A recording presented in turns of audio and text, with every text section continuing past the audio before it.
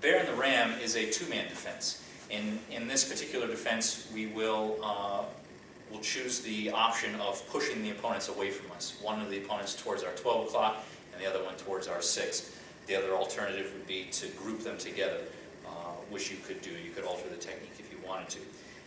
The name of the technique, the bear and the ram. The bear obviously is going to signify a bear hug from behind.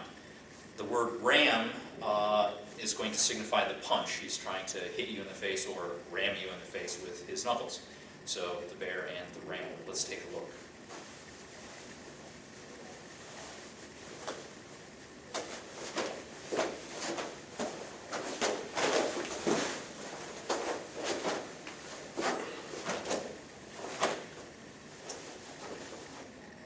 So what happened there? Well, obviously I'm in a bear hug from behind, arms free, and I've got happen to have another opponent here in front of me. He wants to punch me or kick me or take my wallet or something.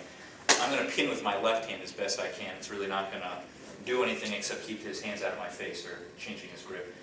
You can assume a right step through punch, but it could be anything. You're going to use a right inward block, striking his radial nerve, and a right front kick to the groin, so kind of like delayed sword.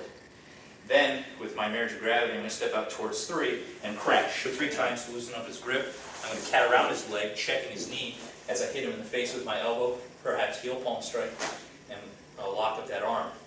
Grabbing his lapel, I'm going to reap his leg, taking him down. And so, in this case, I'm checking his arm, my knee is checking against his leg. What I'm going to do is I'm going to reach out and grab his lapel as I simultaneously step out with the left and around with the right, and I'm going to push on his shoulder as I reap his leg. See what I'm hitting his arm this way, and my leg could be checking his leg, protecting my groin.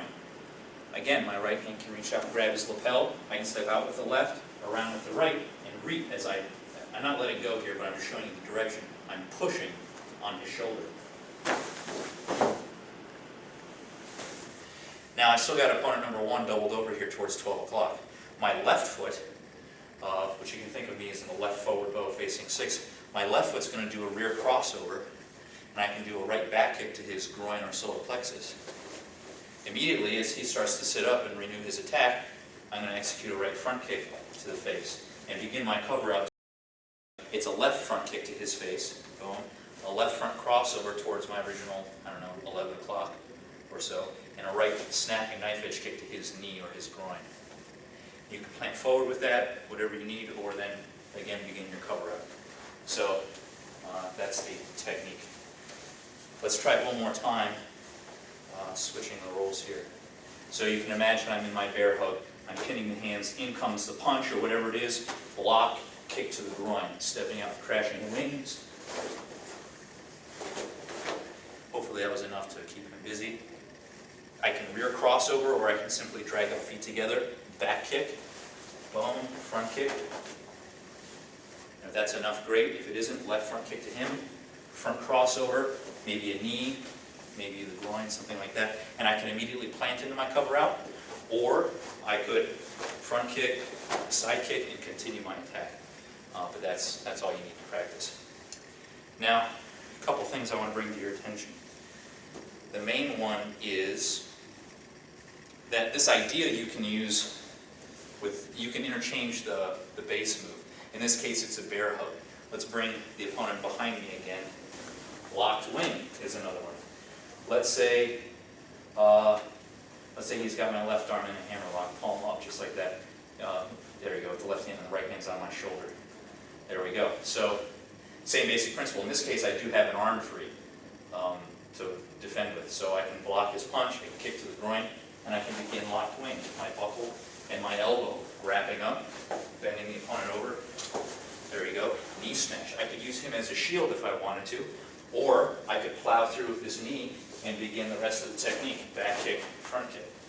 Finishing up with that idea from the bear and the ram. The freedom, and then the last one, wings of silk. So if he's got me in this double hammerlock, around the outside like that. In this case, kind of like cross twigs, I don't have free hands to block with, so I just have to do the best I can. I can hug with my left arm, right front kick, stomping the foot, striking the groin, elbowing the face, spinning out this way, trying to spring the elbow, back knuckle. And then this gets a little tricky. You might have to do a roundhouse kick and then a rear crossover, back kick, front kick, something, right? But just take that general idea and apply it to all the techniques you already know. I'm going to show you the similarity between techniques in that group, any other bear hug or full Nelson or even rear forearm choke.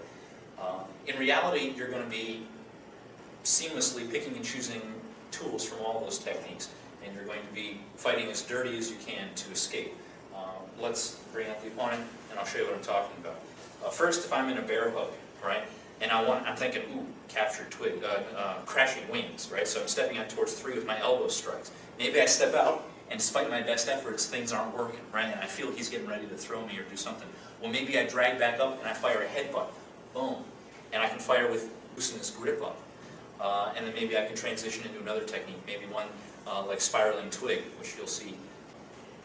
What I'm trying to suggest is that crashing wings can work for a full Nelson, and scraping hoof can work for a arms-free bear hug. What if I'm in an arms-free bear hug and his stance is really wide? And so I'm thinking crashing wings. I step out, crash, and I break his grip. Let's say it's broken. But it feels really awkward to try to step all the way around his leg and come back in this way because his stance was so big. Well, I don't have to finish with crashing wings. I could finish with captured twigs from yellow, right? So I step out and crash, boom, I break his grip, and I want to step straight towards him, boom, with my elbow and my side kick into the knee. So that was captured twigs on the left side. So realize all the tools you have. Elbows to the forearms, elbows to the face, rear headbutts, kicks, right? Stuff like that. So there you have it for bear in the